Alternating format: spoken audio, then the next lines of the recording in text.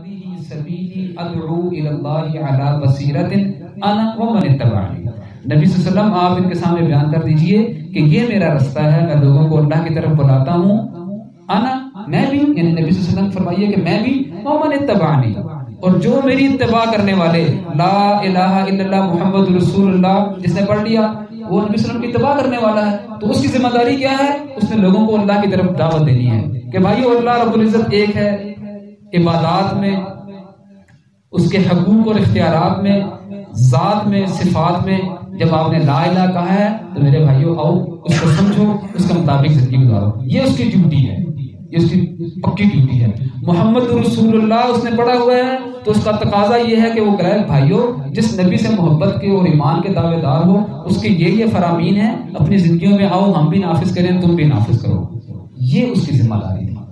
یہ ہر ایک کی ہے، ریڑھی چلانے والے کی بھی، اور پی ایچ ڈی اور علماء اور مکے میں بیٹھ کر اور وہاں پر امام کعبہ کی بھی یہ ذمہ داری ہے، اور ایک موچی اور نائی اور جو ہے نا ایک عام سو کال جو آپ کا نا کامن مین، اس کی بھی یہ ذمہ داری ہے.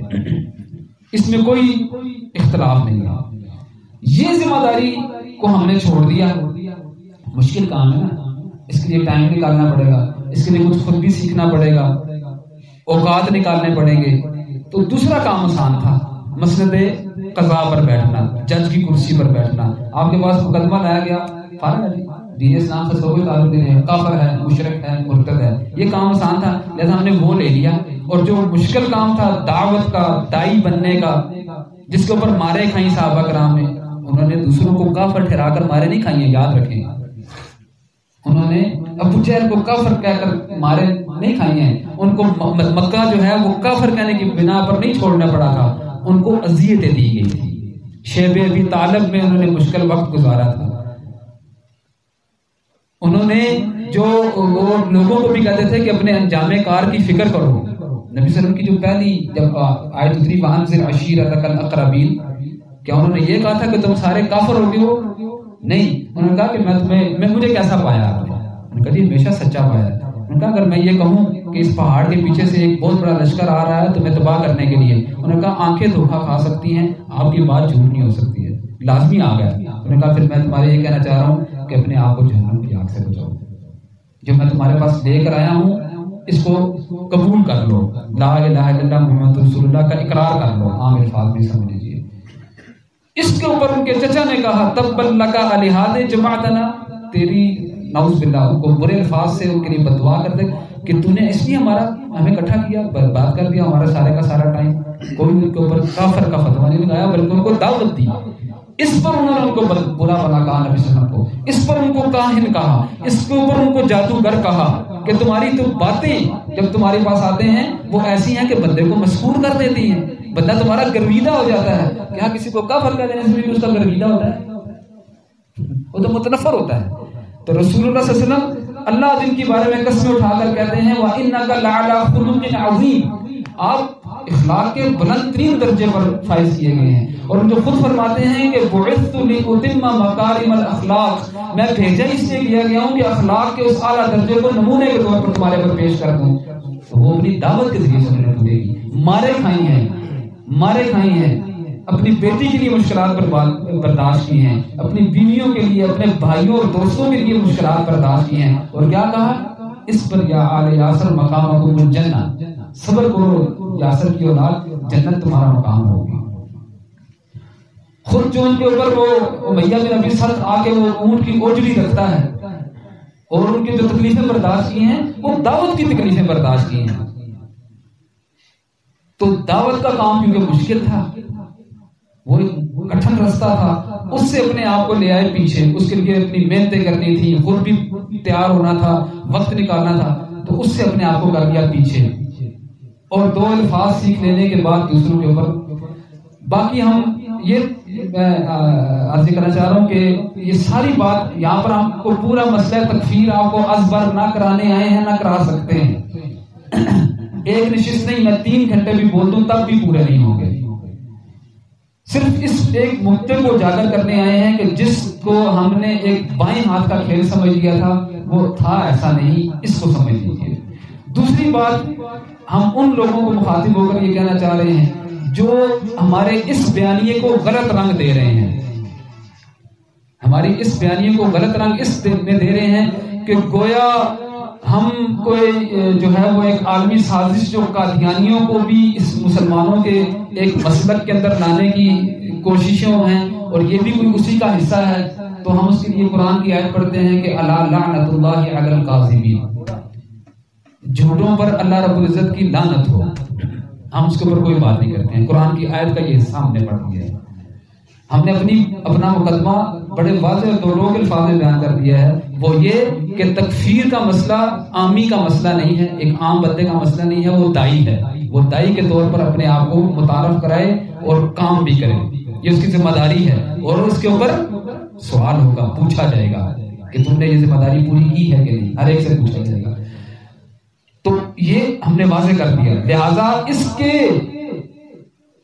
پیچھے اس کی آڑ میں یہ کہا جائے کہ جی اب جو کفار اصلی ہیں، یہودی ہیں، عیسائی ہیں، جو مسلمانوں کے لیے کیا کچھ نہیں کر رہے، ہمارے نبی صلی اللہ علیہ وسلم کی توہین کر رہے، ہمارے نبی صلی اللہ علیہ وسلم کے لیے وہ کیا کچھ کر رہے، قرآن کو وہ چلاتے اور مسلمانوں کو مار رہے کتنے عرصے سے، کبھی افغانستان میں آ کر، کبھی عراق میں، کبھی فلسطین میں، کبھی شام میں.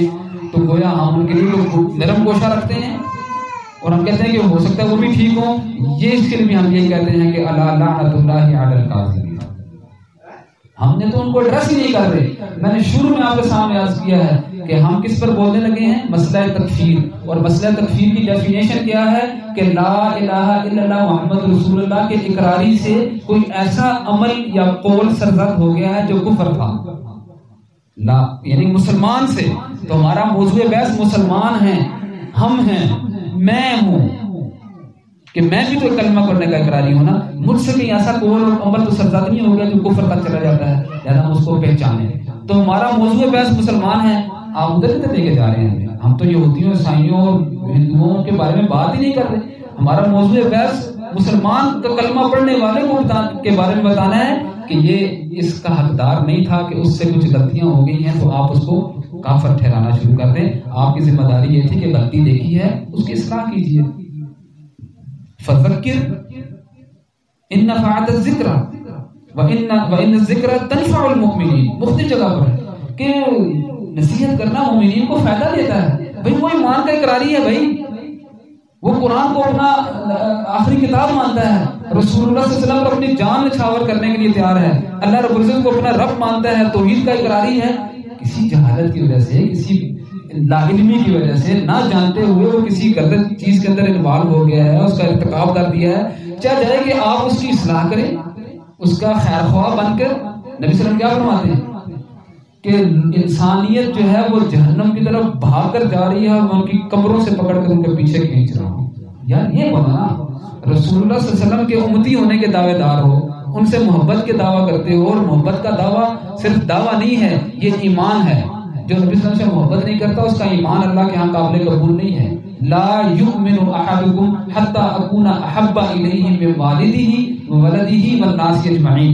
نبی صلی اللہ علیہ وسلم نے فرمایا تمہارے میں سے کوئی مومن نہیں ہو سکتا جب تک کہ میری ذات اس کے ہاں، اس کی اپنی ذات، اس کے والدین اور اس کے بچوں سے زیادہ میں اس کے لیے محبوب نہ ہو جاؤں. تو نبی اسلام سے محبت ایمان ہے، یہ صرف ایک دعویٰ نہیں ہے، یہ عین ایمان ہے. تو عین ایمان کا تقاضا تو یہ ہے کہ رسول اللہ صلی اللہ علیہ وسلم لوگوں کو جہنم سے نکالنے کے لیے ان کی کمر سے پکڑ کر، مضبوط جگہ ہوتی ہے نا، یہاں سے بندے کو پکڑا جائے تو وہ قابو میں آ جائے گا، تو وہ ایسے پکڑ رہے ہیں. وہ یہ کیسے ہوتے ہیں؟ اس کا استعارہ ہے، یعنی دلائل کے ساتھ، اخلاق کے ساتھ. ان کو بتاؤ کہ بھائیو یہ آپ غلط کرتے آئے ہیں، لا الہ الا اللہ محمد رسول اللہ کا تقاضا یہ نہیں تھا، اس کا معنی یہ نہیں تھا جس میں آپ انوالو ہو گئے ہیں. ان کے خیر خواہ بن کے ہیں، اور ہر نبی اپنی قوم کا خیر خواہ تھا. وہ کہتا ہے انا لکم ناصح امین، میں تمہارا خیر خواہ ہوں میرے بھائیو. اللہ تعالیٰ ان کو ان کا بھائی کہہ کر کہتے ہیں وَإِلَىٰ مَدْيَنَ أَخَاهُمْ شُعَيْبًا وَإِلَىٰ ثَمُودَ أَخَاهُمْ صَالِحًا. سب کی طرف انہوں نے کہا کہ ہم ان کے بھائی کو بھیجا، ہم ان کے بھائی، تو وہ بھائی بنے گے. آپ ان کے بھائی ایسے بنیں گے کہ آپ ان کو کافر کہیں، پہلے ان کے منہ پر چپیڑ مارے اور کہیں آئے بھائی جان ویلکم، اہلا وسہلا، مرحبا، آپ ہمارے گھر تشریف لائے ہیں. ایسے بھی کوئی بھائی ہوتے ہیں کہ پہلے آپ ان کو چپیڑ مارے اور پھر ان کو گھر میں داخلے کی اجازت دیجیے.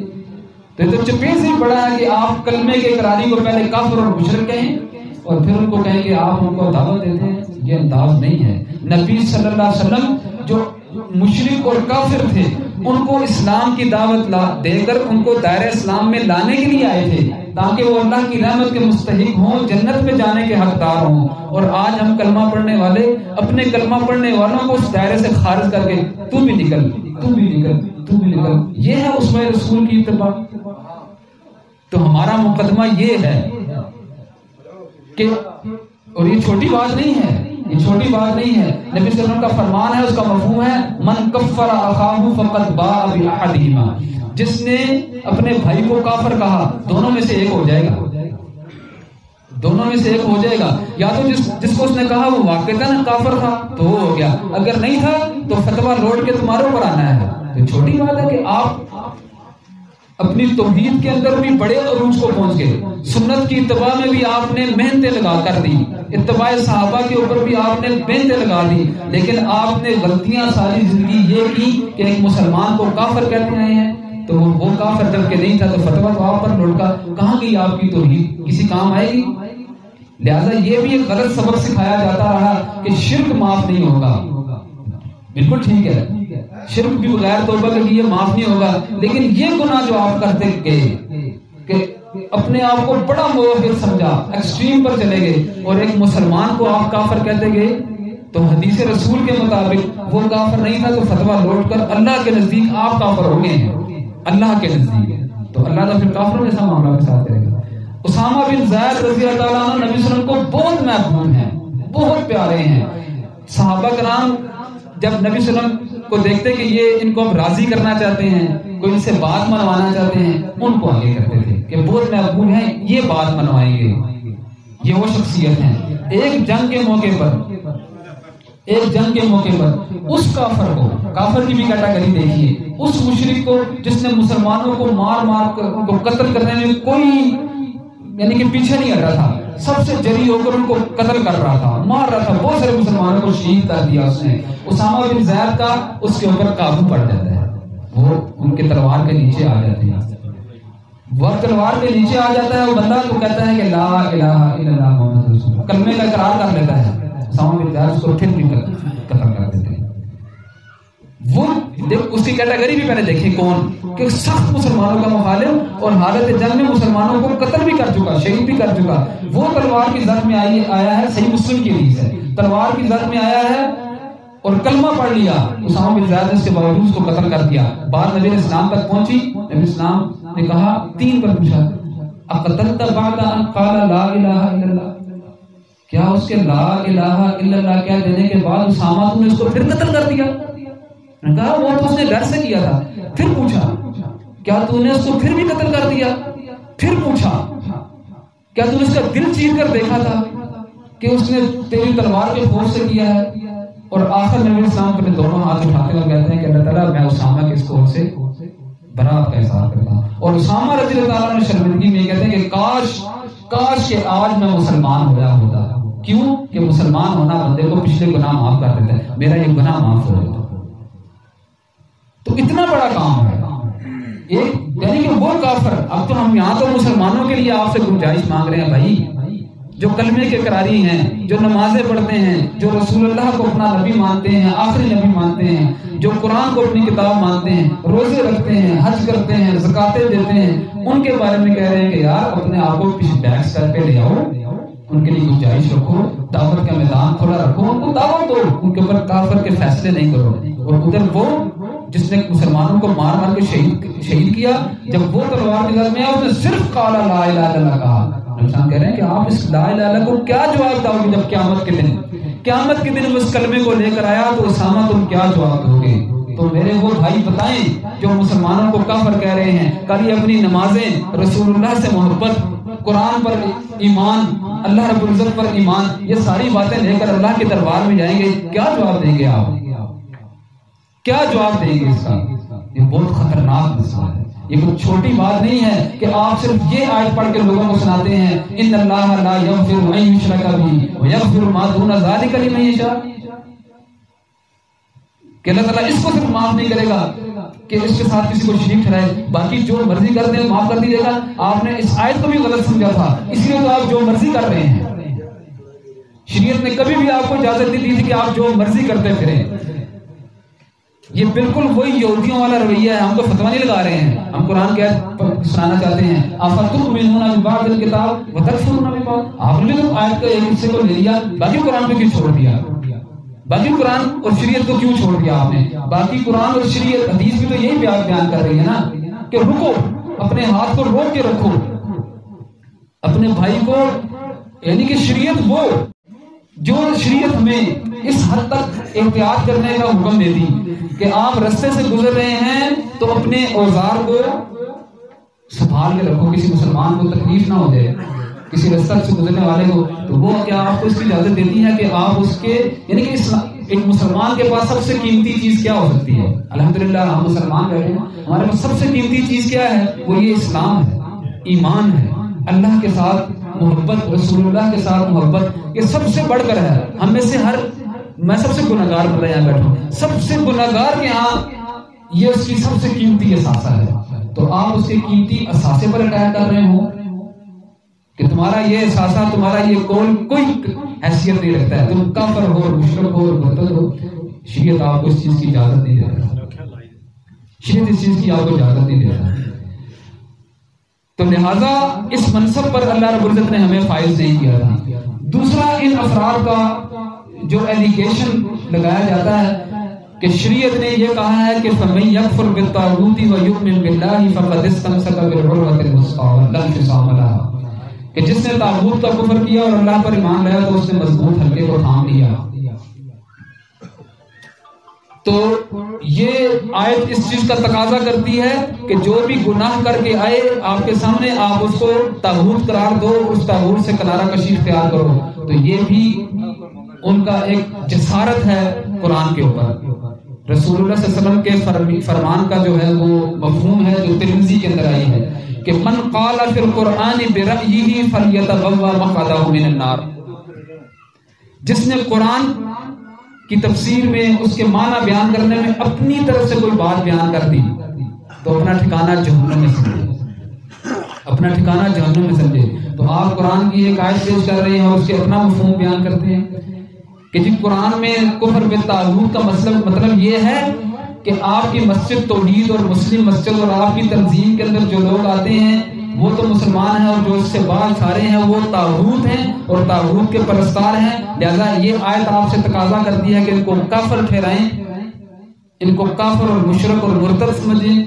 تو یہ ایک آپ کی جسارت ہے اس حدیث کے تناظر میں کہ آپ نے قرآن کی وہ تفسیر کی ہے جو نہ نبی صلی اللہ علیہ وسلم نے بیان کی ہے اور نہ صحابہ نے کی ہے اور نہ ان کے شاگردوں نے بیان کی ہے. تو لہٰذا یہ جسارت آپ کو کہاں لے جائے گی؟ حدیث نبوی کے مطابق کہ من قال فی القرآن برأیہ فلیتبوأ مقعدہ من النار. جس نے قرآن کی تفسیر میں اس کے معنی بیان کر رہے میں اپنے تئیں اپنی عقل سے اپنی سوچ سے کچھ بیان کیا, اپنا ٹھکانہ جہنم میں بنا لے. تو لہٰذا ان دو باتوں کو آپس میں گڑ مٹ جو کرنے کی ان کی کوششیں ہیں کہ جی یہ جو تکفیر کے مسئلے کو لے کر اٹھے ہیں وہ تو کلمہ لا الہ الا اللہ کے انکاری ہو رہے ہیں, کیونکہ لا الہ الا اللہ کا تقاضا یہ ہے کہ طاغوت کا کفر کیا جائے, اور یہ جتنے بھی ہمارے علامہ ہیں سارے کے سارے طاغوت ہیں, ان کا کفر کریں, ان کو کافر ٹھہرائیں. سبحانک ھذا بہتان عظیم, ان کا بہتان ہے بہت بڑا, اللہ رب العزت کے اوپر بہت بڑی جسارت ہے ان کی. ان کو سورہ نور کے تناظر میں ہم کہیں گے کہ وہ اللہ رب العزت کے سامنے کل کھڑے ہونے سے ڈریں. فَلْيَحْذَرِ الَّذِينَ يُخَالِفُونَ, ان کو ڈرنا چاہیے جو اللہ رب العزت کے قول کی مخالفت کر رہے ہیں.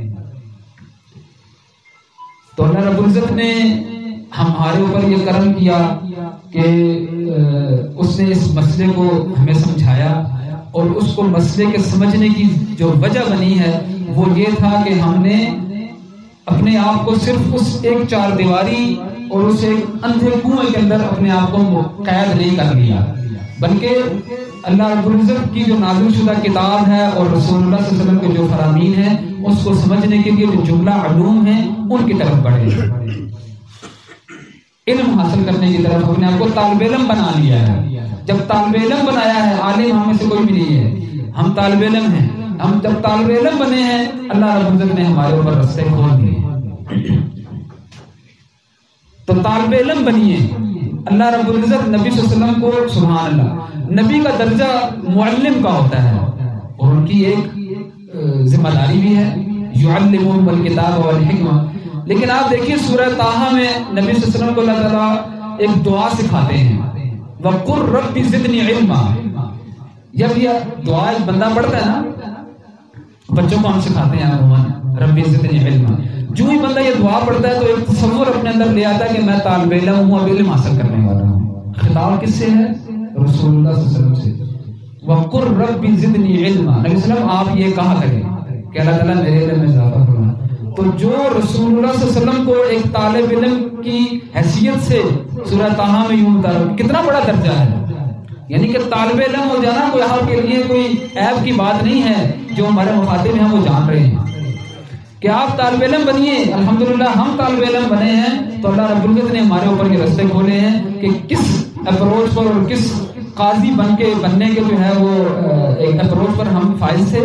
جب ہم طالب علم بنے ہیں تو پھر الحمدللہ جھکے ہیں. پریشانی آئی ہے کہ جو کچھ ہم کرتے آئے یہ غلطی کرتے آئے ہیں. میں پھر عرض کرتا ضرور، نہ ہم عالم بنے ہیں نہ ہم عالم ہیں، ہم طالب علم بنے ہیں تو ہمیں یہ بات سمجھ آئی ہے.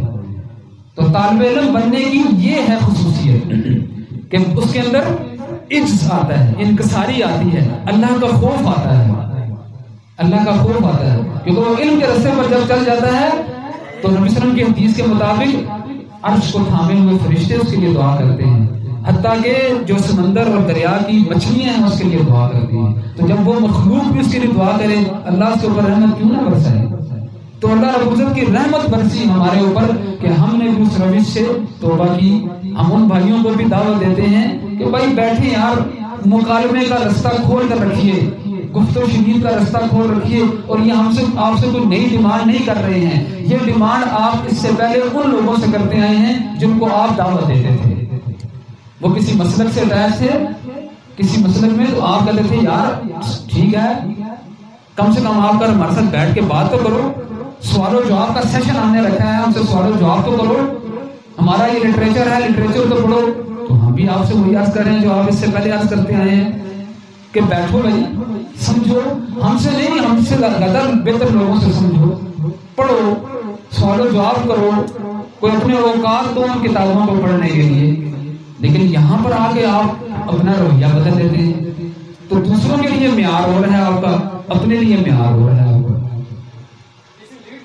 تو یہ کچھ گزارشات تھی جو ہم چاہتے تھے کہ آپ کے سامنے رکھی. ان بھائیوں کو بھی خصوصی طور پر ہم بار بار دعوت دیں گے کہ وہ اپنے آپ کو اس سٹیج پر لے کر آئیں.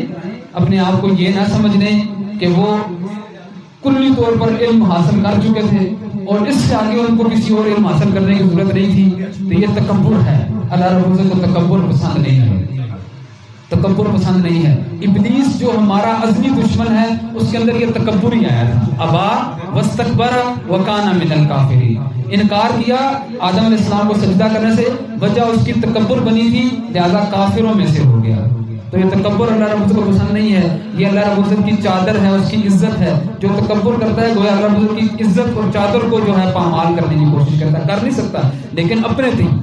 تو لہذا یہ تکبر ہے اپنے آپ کو اس سٹیج پہ سمجھ لینا کہ ہم تو جہاں پہنچنا تھا جی پہنچ چکے، ہم نے جو علم حاصل کرنا تھا اس کی بام کمال ہم نے حاصل کر لیا، اس کے عروج کی طرف پہنچ چکے ہیں. یہ ایک بہکاوا ہے، شیطان کا وسوسہ ہے.